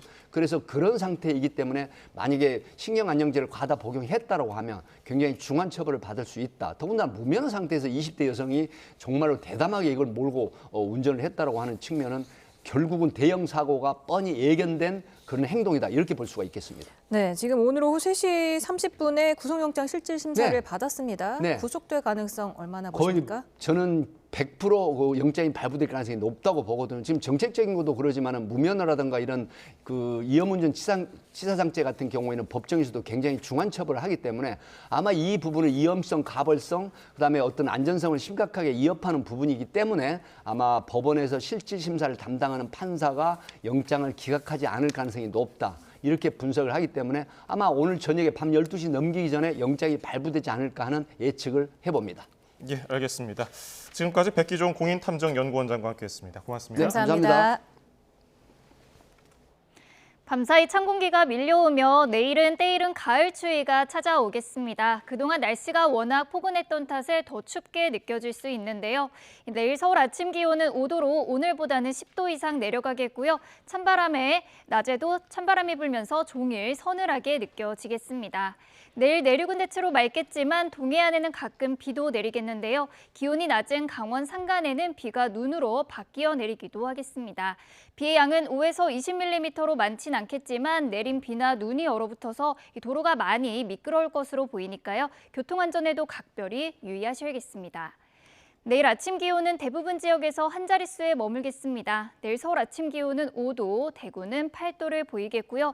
내일 낮 기온은 예년 수준을 밑돌겠습니다. 서울이 14도, 대전이 15도, 대구는 17도를 보이겠습니다. 절기 입동인 목요일에는 이번 추위가 절정에 달할 전망입니다. 지금까지 날씨 정보였습니다.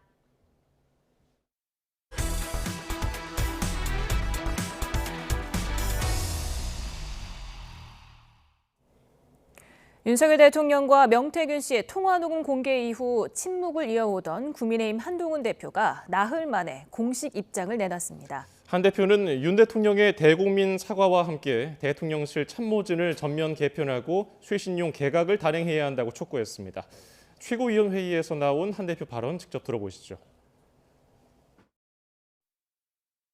국민들께서 걱정하시는 부분에 대해서 대통령께서 솔직하고 소상하게 밝히고 사과를 비롯한 필요한 조치를 해야 합니다.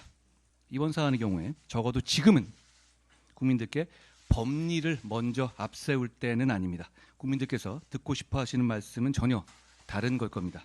대통령을 제대로 보좌하지 못한 참모진을 전면적으로 개편하고 쇄신하고 심기일전을 위한 과감한 쇄신 개각을 단행해야 합니다. 김건희 여사는 즉시 대외 활동을 중단해야 합니다.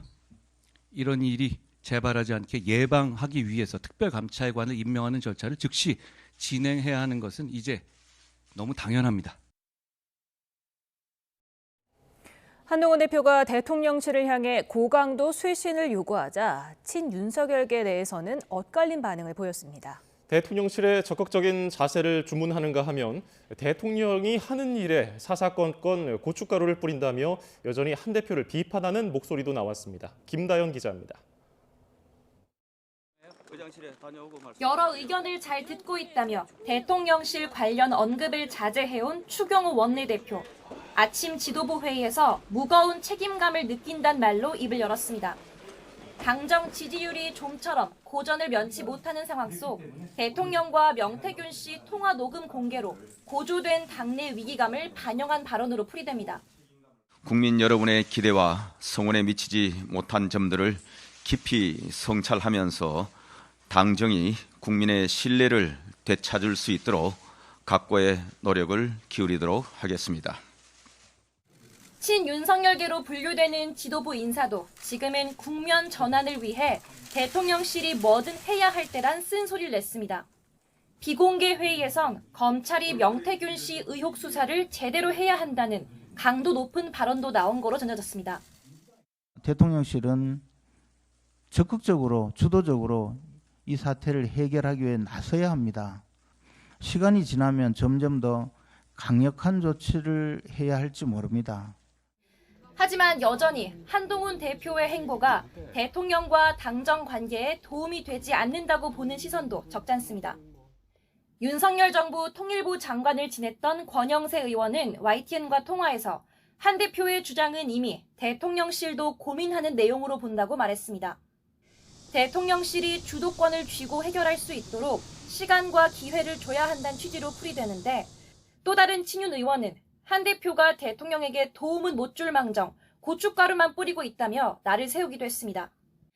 일부 친윤계 의원은 말을 아꼈는데 지역 민심을 생각하자니 예전처럼 대통령실을 엄호하기엔 부담스럽다는 기류도 읽힙니다. 보수 강세 지역인 부산 경남에 지역구를 둔 의원은 YTN과 통화에서 이런 분위기에서 2년 뒤 지방선거를 어떻게 치르겠느냐며 위기감을 호소하기도 했습니다. 당내 분열은 당정이 공멸하는 길이라는 공감대만큼은 분명합니다. 다만 대통령실에 무조건 방어선을 쳐주기도 그렇다고 한동훈 대표에게 힘을 실어주기도 이래저래 고심이라는 게 친윤계 복잡한 속내란 분석도 나옵니다. YTN 김다연입니다. 국회 법제사법위원회는 더불어민주당이 세 번째로 발의한 김건희 여사 특검법을 야권 주도로 상정하고 심사 절차에 들어갔습니다. 국민의힘은 이미 두 차례 국회에서 재의결을 거쳐 폐기된 특검법을 재추진하는 건 다수 야당의 횡포라며 정쟁이 반복될 거라고 반발했습니다. 반면 민주당은 명태균 씨와 윤석열 대통령의 통화를 언급하며 이런데도 특검을 안 하면 창피한 거라고 반박했습니다. 법사위는 또 국정감사 기간 증인으로 채택됐지만 정당한 이유 없이 국회에 출석하지 않았다는 이유로 김건희 여사 모녀와 명태균 씨 등 41명을 고발하는 안건을 야당 단독으로 의결했습니다. 더불어민주당 이재명 대표가 금융투자로 5천만 원 이상 수익을 얻었을 때 부과하는 금융투자소득세 폐지에 동의한다고 밝혔습니다. 이 대표는 원칙대로 금투세를 도입하는 게 맞지만 현재 우리 주식시장이 너무 어렵고 투자자 입장을 고려하지 않을 수 없다고 설명했습니다. 직접 들어보시죠.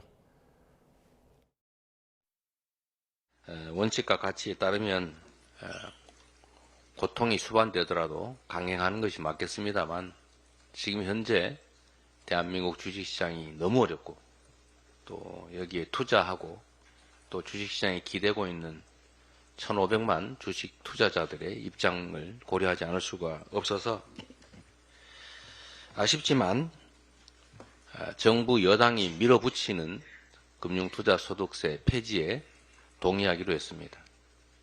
동시에 우리 민주당은 증시가 정상을 회복하고 또 기업의 자금 조달 그리고 국민 투자 수단으로 자리 잡을 수 있도록 상법 개정을 포함한 입법과 증시 선진화 정책에 총력을 기울이겠다는 말씀을 드립니다.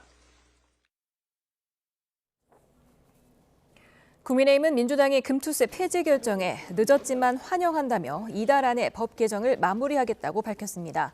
한동훈 대표는 금투세 폐지는 여당이 여름부터 집요하게 주장한 민생 정책이라며 민생에는 진영이 없다고 말했습니다.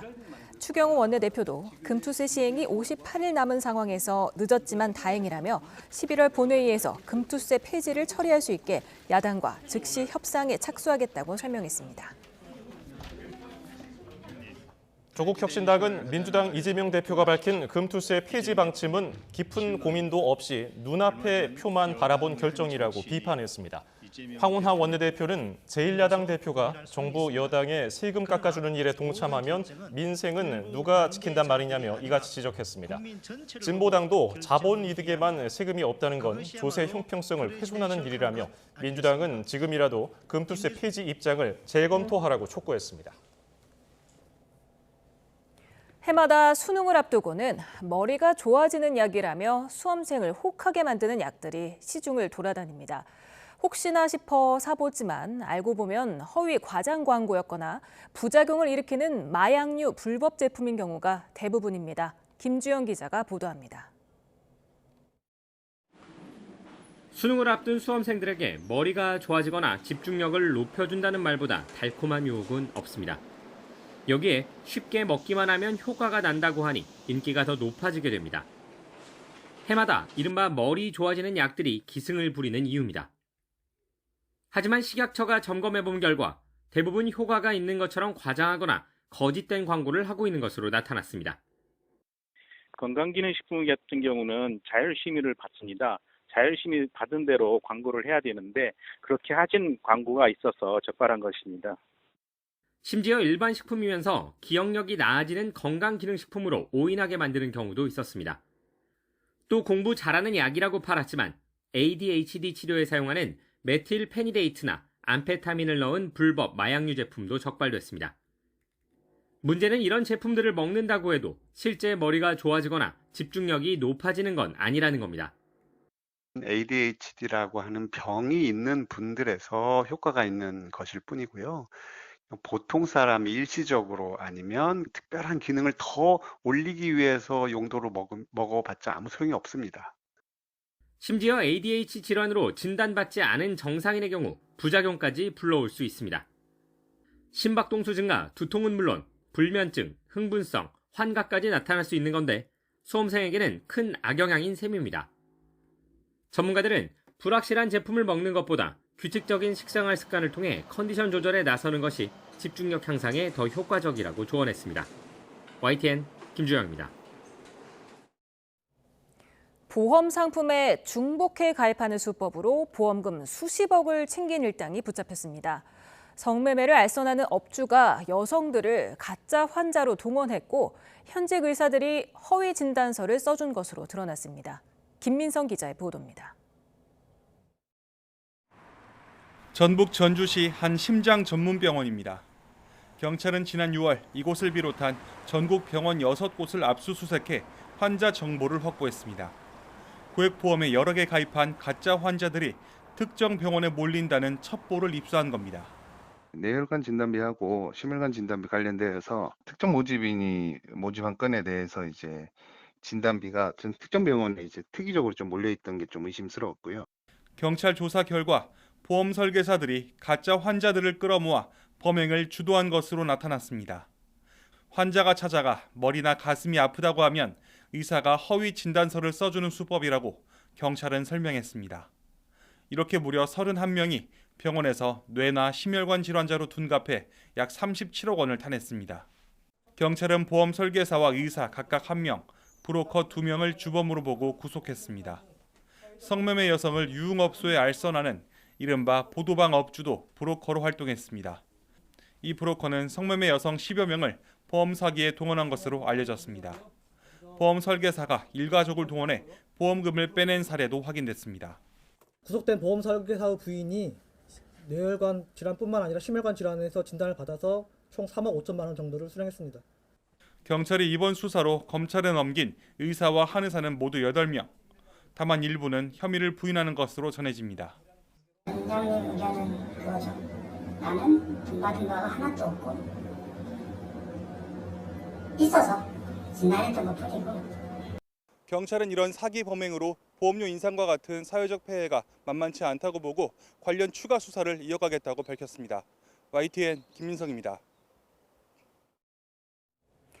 서울 강남역 일대에서 무면허 운전을 하다 8중 추돌 사고를 낸 20대 여성이 구속영장 심사를 받았습니다. A씨는 사고 뒤 도주한 이유와 신경안정제 복용 여부를 묻는 취재진 질문에 아무 답도 하지 않고 법정으로 향했습니다. A씨는 지난 2일 낮 1시 40분쯤 서울 강남역 인근 테헤란로에서 무면허 상태로 차를 몰다 차량 7대와 오토바이 1대 등 8중 추돌 사고를 내고 역주행한 혐의를 받습니다. 연세대 수시 논술 문제 유출 논란과 관련해 수험생이 1인 시위에 나섰습니다. 연세대 논술 시험을 본 A씨는 오늘 연대 앞에서 관리 부실 책임을 학생에게 전가하지 말라는 등의 팻말을 들고 1인 시위를 벌였습니다. A씨는 연세대 측이 이번 사태를 학생들 잘못으로만 몰아붙이는 걸 규탄하기 위해 시위에 나섰다고 말했습니다. 원자력 발전소의 비상 디젤 발전기의 소화 설비가 위험 대비에 취약하다는 보도 2년 전 YTN이 전해드렸는데요. 한국수력원자력이 위험성을 인정하고 설계를 바꾸겠다 밝혔지만 여전히 지지부진합니다. 이 설비가 태풍과 지진에도 취약하다는 주장이 추가로 나왔습니다. 보도에 장하영 기자입니다. 화재 경보와 함께 드라이아이스 상태의 이산화탄소가 뿜어져 나오는 소화 설비. 실내 온도가 2분 만에 영하 50도까지 떨어집니다. 물보다 빠르고 깨끗하게 불을 끌 수 있지만 원자력 발전소의 비상 디젤 발전기에는 맞지 않습니다. 디젤 발전기는 10도에서 50도까지 견디도록 설계됐고 넓게 잡아도 영하 30도가 한계이기 때문입니다. 질식사고 우려도 있는데 지난 2021년 4명이 숨진 서울 금천구 발전기실 사고도 화재 진압용 이산화탄소 누출이 원인이었습니다. 앞서 한국수력원자력도 이 부분을 인정하고 화재 설비를 이산화탄소에서 물 분사 방식으로 바꾸고 있다고 밝혔습니다. CO2로 하다가 CO2로 하게 되면 질식 사고가 발생할 수 있어서 또 이제 물로 그 화재를 다루는 걸로 이렇게 지금 바꾸고 있습니다. 영하 50도 실험을 해본 적은 있으세요? 그런 건 해본 적이 없습니다. 하지만 말과 달리 1년이 지난 지금까지도 원자력 안전위원회에 운영 변경 허가를 신청하지 않은 걸로 YTN 취재 결과 확인됐습니다. 전국에 가동 중인 원전 26기 가운데 자동 이산화탄소 소화 설비를 사용하는 원전은 모두 16기. 이산화탄소로 건설 허가를 받은 세울 3, 4호기부터 다시 물로 바꿔 공사가 진행 중이지만 16기는 그대로입니다. 이 원전들이 공유하는 결함은 소화 설비만이 아닙니다. 미국에선 1979년부터 안전등급으로 규정된 연료 탱크의 통기관이 한국에선 1989년부터 비안전 등급으로 분류됐습니다. 역시 우리나라가 설계를 주도한 한빛 3, 4호기부터 비안전 등급으로 바뀌었습니다. 공기가 통하도록 하는 통기관은 건물 외부에 있는데 현재 태풍에 날아오는 물체를 막는 방호 설계나 내진 설계가 되어 있지 않습니다. 지진이나 태풍으로 통기관이 우그러지면 연료 공급 펌프까지 이상이 생길 수 있습니다. 연료 공급으로 탱크 유위가 내려갈 때 통기관이 기능을 상실하면 탱크 내부에 진공이 걸려 탱크가 깡통처럼 우그러들고 펌프가 기능을 상실합니다. 설계 기준으로 정한 지진 발생 시는 모든 구역의 통기관 기능 상실로 모든 디젤 발전기가 무용지물이 돼 후쿠시마 원전 사고처럼 원자로 노심이 녹아내릴 수 있습니다. 한수원은 통기관이 직접 연료를 전달하는 게 아닌데다 손상을 입어도 다른 쪽으로 공기가 통할 수 있어 문제없다고 설명합니다. 하지만 원전 전문가는 이를 반박합니다. 그런 논리라면 통기관 자체가 필요가 없죠. 연료가 오르락 내리락 할 때 그 약간의 숨을 쉬어야 되는 게 필요할 거 아니겠습니까? 공기를 자유롭게 드나들 수 있도록 만든 게 통기관이거든요. 설계가 한번 완성되면 이후 짓는 원전도 줄줄이 같은 설계를 복제한다는 점도 문제입니다. 아랍에미리트에 수출된 한국형 원전이나 최근 체코 수출을 타진하고 있는 원전 역시 같은 설계를 바탕으로 합니다. 경미한 사항을 왜 덮고 넘어가냐고. 모든 사고는 경미한 데서 시작되는 건데 한수원은 발전소를 안전하게 운영하는 게 1번이다. 탑프라이터 가장 중요한 의무 사항인데 원전 수출한다고 발전소를 이렇게 운영하면 되겠냐? 전 세계 가동 중인 원전 400여 기 가운데 26기가 좁은 한국 땅에 몰려 있지만 정부는 2038년까지 최소 7기를 더 짓겠다는 계획입니다. 한반도에서 일어나는 지진이 더 잦고 강해지고 기후위기로 역대급 호우와 태풍이 빈출하는 상황에서 만약의 사태에 대비하는 원전 당국의 인식은 여전히 안이해 보입니다. YTN 장하영입니다. 자영업자들의 배달앱 부담을 낮추기 위한 상생협의체가 10차 회의를 마치고 협의 결과를 브리핑 중입니다. 들어보시죠. 입장에서는 지금 차등 수수료를 이제 제출을 했고, 근데 이제 배달앱인 쿠팡이츠는 이걸 아마 이제 오늘 쿠팡이츠가 조정된 최종 자유제가 수정안을 제출하지 않았습니다. 그 대신에 제출을 아마 내일 정도나 늦어도 모레 오전까지는 아마 제출하지 않을까. 그래서 저희들이 10일차 한 번 더 계획을 잡은 거고요. 그래서 이제 쿠팡이츠는 오늘 자세한 구체적인 내용은 제출하지 않았지만은 차등 수수료 방향으로 지금 수정을 하고 있다. 이렇게 이제 이야기를 들었습니다. 그렇다 그러면은 저희들이 배민과 그다음에 쿠팡의 그 최종 상생안을 저희들이 받아서 비교를 하고 그다음에 입점업체가 지금 요구하고 있는 부분의 차이 이런 부분들을 가지고 11차 때 논의를 할 예정이고 만약에 11차에 이제 그 의견이 상생으로 좁혀지지 않는다 그러면은 저희들이 지금 제출했던 양사의 그 입장 그다음에 입점업체 입장을 고려해서 저희 그 공익위원들이 거기에 대한 어떤 중재적인 의견을 아마 저희들이 가지고 11차에 아마 논의를 하고 뭐 가능하면 이제 일단은 이미 벌써 저희들이 10월 달이 지났기 때문에 11차에서 아마 마무리를 좀 해야 되지 않을까. 현재는 지금 그런 계획을 갖고 있습니다. 그렇게 진행된 것을 말씀을 드리고요.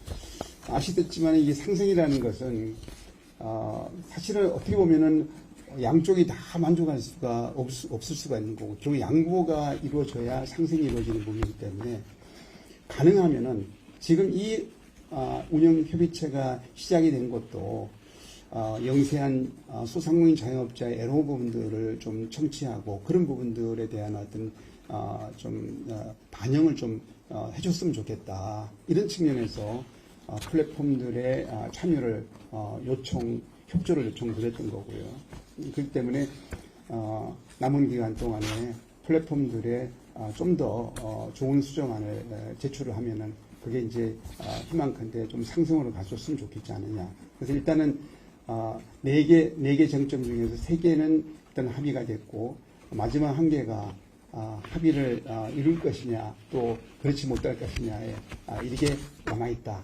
이렇게 말씀을 드리고 우리 기자님들의 네, 자영업자들의 배달의 부담을 낮추기 위한 상생협의체 10차 회의 협의 결과 들어봤는데요. 배달 플랫폼과 업체 간의 의견이 오늘까지도 좁혀지지 않았기 때문에 11차 상생협의체 회의를 진행할 예정이라고 말했습니다. 자세한 내용은 들어온 대로 다시 한번 정리해드리겠습니다.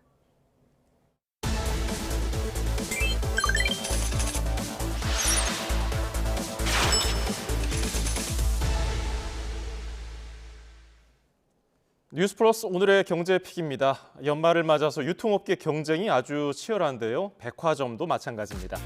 지난해 백화점 점포별 매출 순위를 살펴보면 신세계 강남점이 단일 점포로는 사상 첫 매출 3조 시대를 열면서 1위를 차지했습니다.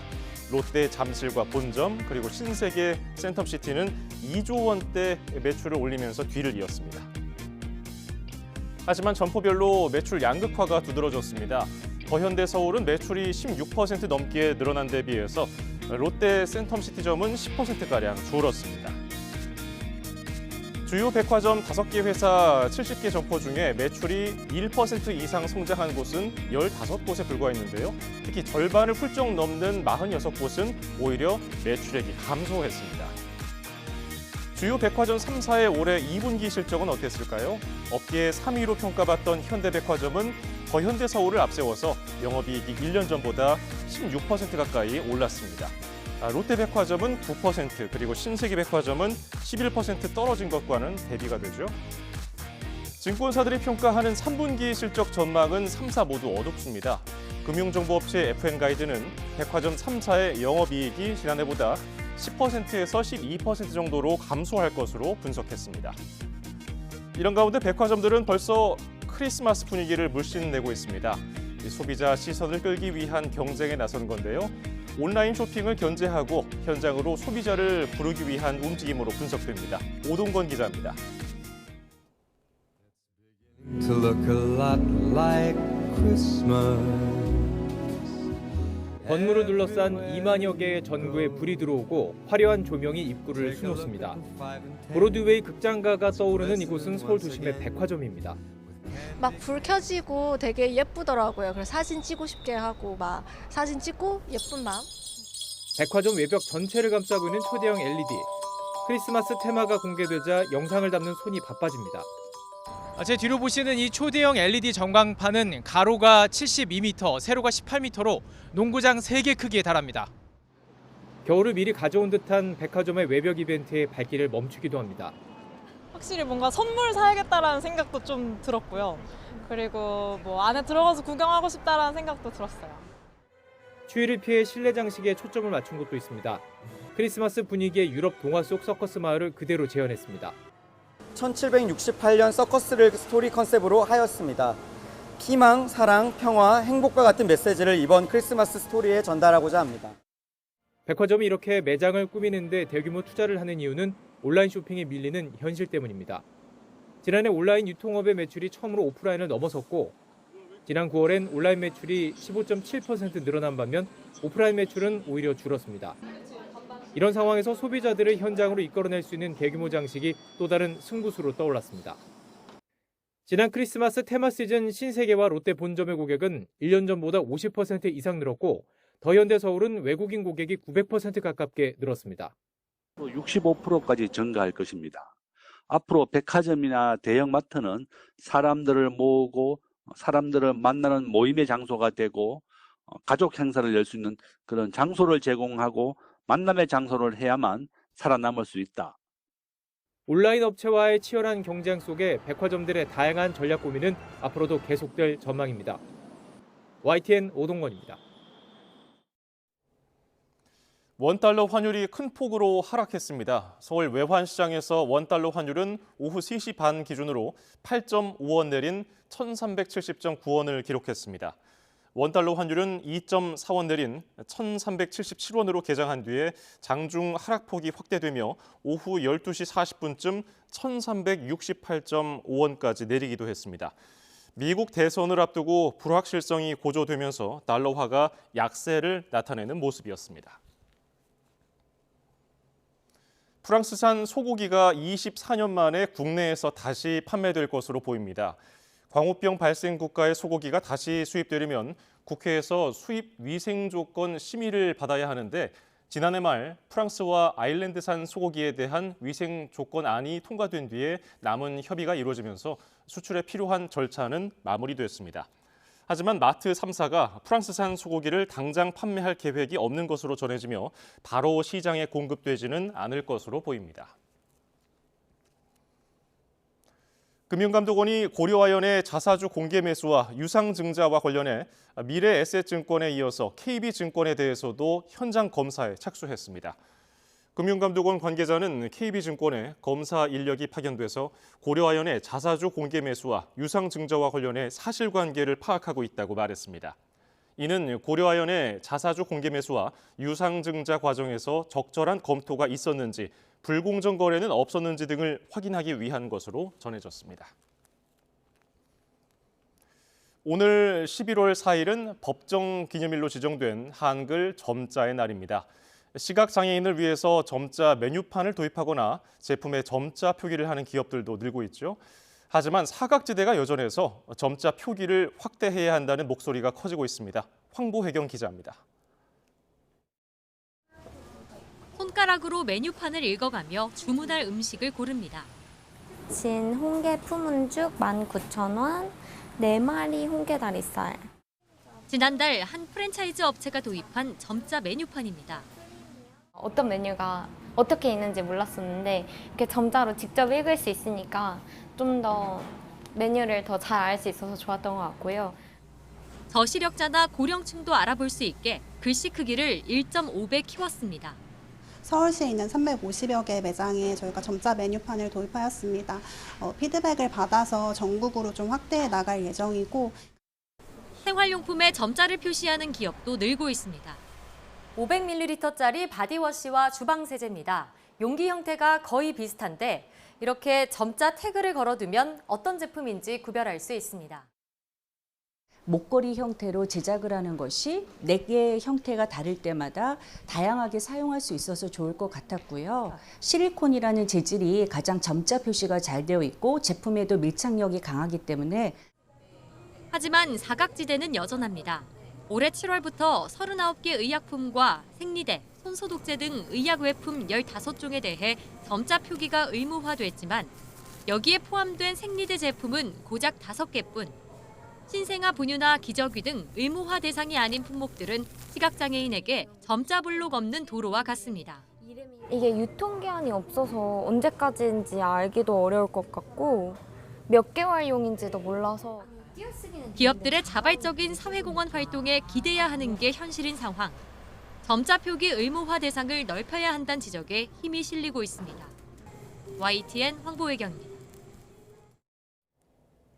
지난달 중순 경의선과 동해선 북측도로 일부를 폭파한 북한이 양쪽 도로에 전차 차단을 위해 흙더미를 쌓아 올린 것으로 나타났습니다. 우리 군은 군사적 효용성은 없는 것으로 보인다며 북한이 자기 땅이라는 걸 표시하기 위한 보여주기 쇼로 보인다고 밝혔습니다. 김문경 기자가 보도합니다. 지난달 15일 폭파 뒤 10여일 만에 모습을 드러낸 동해선 북쪽 구간입니다. 콘크리트로 만든 깊이 5m, 앞뒤 10m의 대전차구, 즉 전차 차단용 구덩이가 생겼습니다. 이 구덩이의 좌우 길이는 160m에 이르는 것으로 파악됐습니다. 그 뒤로 높이 5m, 길이 50m의 흙더미를 쌓아 올렸는데 도로를 가로지르는 좌우 길이는 160m에 이릅니다. 경의선에서도 비슷한 작업이 진행됐습니다. 다만 흙더미의 높이는 11m로 다소 높았고 좌우 길이는 120m로 동해선보다 짧았습니다. 앞서 북한군 총참모부는 대한민국과 연결된 도로와 철길을 완전히 끊어버리고 요새화하는 공사를 진행한다고 발표했는데 10여일 만에 관련 시설물이 모습을 드러낸 겁니다. 북한이 성토지를 밀어 대전차구를 메우고 남침 루트를 만드는 것은 짧은 시간에 가능하기 때문에 군은 해당 지역을 면밀히 감시하고 있습니다. 군 관계자는 북한이 지난 1일까지 매일 300명에서 400명의 인원을 투입해 작업을 이어왔다고 밝혔습니다. 하지만 단시간에 복구할 수 있는 수준으로 군사적 효용성은 없다며 자기 땅이라는 걸 표시하기 위한 보여주기식 쇼로 보인다고 전했습니다. 그러면서 북한이 이 시설물에 추가 작업을 할지 여부는 파악되지 않았지만 현재 작업 인원은 보이지 않는다고 덧붙였습니다. YTN 김문경입니다. 러시아에 처음으로 파병된 북한군 병력이 쿠르스크주에서 이미 우크라이나군의 공격을 받았다고 우크라이나 당국자가 주장했습니다. 우크라이나 매체 RBC 우크라이나에 따르면 우크라이나 국가안보 국방위 산하 허위정보대응센터장은 텔레그램을 통해 첫 북한 병력이 쿠르스크에서 이미 공격을 받았다고 썼습니다. 다만 북한군의 피해 등 구체적인 내용은 밝혀지지 않았다고 전했습니다. 양육비 미지급자에 대한 신상 공개 사이트를 운영해 벌금 혐의 확정된 시민단체 대표가 벌금 대신 노역을 선택하고 삭발까지 감행했습니다. 소송을 진행해도 본인 명의의 재산이 없는 경우 강제로 양육비를 받을 방법이 마땅치 않아 제도가 일부 개선됐지만 보완이 시급해 보입니다. 배민혁 기자의 보도입니다. 첫 돌이 지나서부터 아이가 성인이 될 때까지 아빠에게 1억 원이 넘는 양육비를 받지 못한 엄마가 결국 삭발에 나섰습니다. 양육비 지급을 촉구하기 위해 미지급자들의 명단을 인터넷에 공개했는데 최근 대법원에서 벌금 80만 원이 확정됐습니다. 그러자 벌금 대신 구치소 노역을 선택했고 머리까지 깎으며 대책을 호소한 겁니다. 소송을 하다 보면 서로 간의 감정만 골이 깊어져서요. 아이는 그대로 방치가 돼요. 국가에서 지급을 해주고 구상권 청구를 해야죠. 이거는 국가의 몫이라고 봅니다. 지난 2021년 한부모 가족을 상대로 한 실태조사에서 전 배우자로부터 양육비를 받지 못한 비율은 70%가 넘는 것으로 드러난 만큼 다른 가족도 상황은 다르지 않습니다.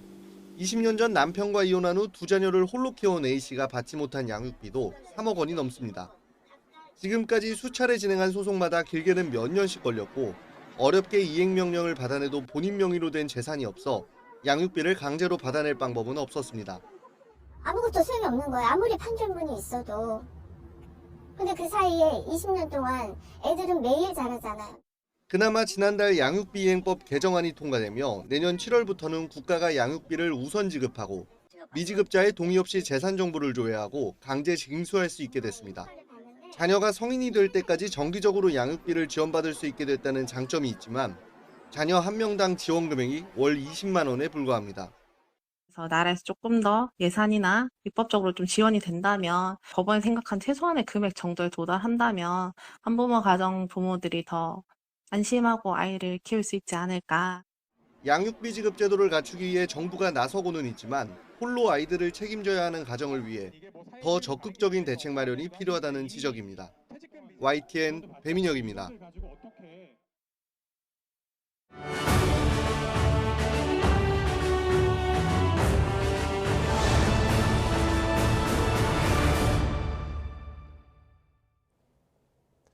미국 대통령 선거는 가장 많은 유권자의 표를 얻은 후보가 대통령이 되는 게 아니라 50개 주와 워싱턴 DC에 배분된 선거인단의 절반 이상을 가져간 후보가 대통령이 됩니다. 이 때문에 더 많은 표를 얻고도 선거인단 수에서 밀려 패배하는 후보가 나오는데요. 지금까지 나온 여론조사를 바탕으로 미국 대선 판세와 최대 승부처를 알아보겠습니다. 김영수 앵커가 정리했습니다. 총 538명의 선거인단 가운데 과반인 270명 이상을 확보하면 승리하는 미국 대선. 전통적인 강세 지역을 제외하면 최대 승부처는 93명의 선거인단이 달린 7개 경합주로 미 동부 펜실베니아와 노스캐롤라이나, 조지아, 또 중북부인 미시간과 위스콘신, 또 남서부인 네바다와 애리조나입니다. 민주당의 해리스와 공화당의 트럼프 두 후보가 대선 마지막 날까지 경합주를 중심으로 유세에 동선을 짜면서 표심 공략에 나서는 이유입니다. 지난 7월 트럼프 전 대통령이 유세 중 총격을 당한 곳도 경합주인 펜실베니아였습니다. 실제로 7개 경합주는 대선 때마다 막판까지 엎치락뒤치락하면서 결정적 승부처가 됐는데요. 4년 전 대선에서는 바이든이 트럼프를 6대1로 누르고 당선됐고 8년 전인 2016년엔 트럼프가 힐러리를 6대1로 앞서면서 미국의 대통령이 됐습니다. 그렇다면 최근 나온 여론조사는 어떨까요? 뉴욕타임즈가 현지 시간으로 3일 나온 여론조사를 종합 평균한 결과를 보면 미시간과 노스캐롤라이나는 48대 48 동률, 펜실베니아와 네바다, 조지아는 트럼프가 49대 48로 앞서고 애리조나도 50대 46으로 트럼프가 앞서고 있습니다.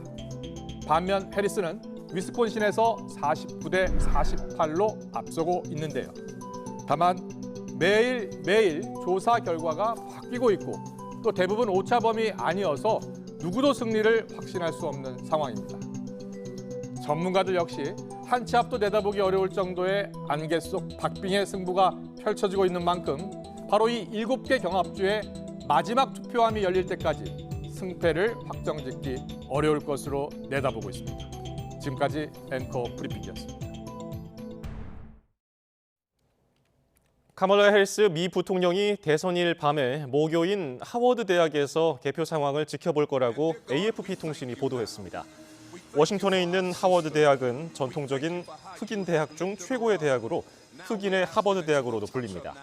해리스 부통령은 지난 1986년 이 대학을 졸업했으며 인생에서 중요한 순간마다 하워드 대학을 찾았습니다. 도널드 트럼프 전 대통령은 2020년 대선은 사기였다며 첫 임기가 끝나고 백악관에서 나오지 말았어야 했다고 주장했습니다. 트럼프 전 대통령은 경합주인 펜실베니아 유세에서 이번 선거는 무능과 실패의 4년을 반복할지 미국 역사상 가장 위대한 4년을 시작할지에 대한 선택이라고 강조했습니다. 그러면서 불법 이민 문제를 일으킨 해리스와 달리 자신이 백악관을 떠날 때는 최고의 국경을 갖고 있었다며 당시 백악관에서 나오지 말았어야 했다고 말했습니다. 페루에서 열린 축구 경기 도중 번개가 쳐 선수 1명이 숨지고 4명이 다쳤습니다. 현지 시간 3일 페루 중부 도시 완카요에서 열린 로컬 리그 경기 중에 파밀리아 초카 팀의 39살 휴고 데라 크루스 메자 선수가 번개에 맞아 숨졌습니다. 더불어서 같이 뛰던 선수 4명도 쓰러지며 다쳤고 그 가운데 1명은 중상입니다.